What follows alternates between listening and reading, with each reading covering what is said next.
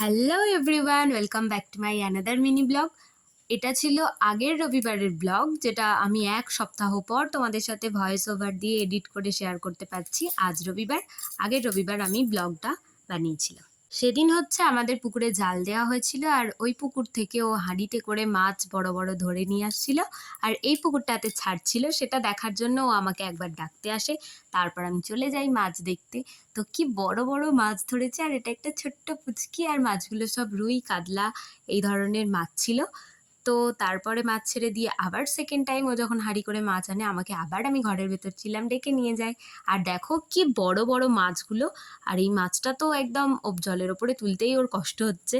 তো তারপর আবার ওকে হাঁড়িতে ছেড়ে দেওয়া হয়, এরপরে তো ওদের পুকুরে ছাড়া হবে, মহা মহা আনন্দে খেলবে এই বড় জায়গায়।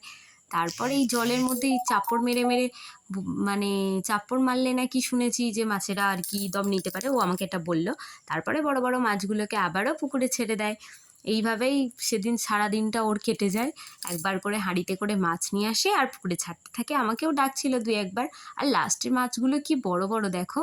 তারপর তো এইভাবেই আমিও রবিবার ওদের পুকুরের মাছ ধরাটা দেখলাম, এনজয় করলাম।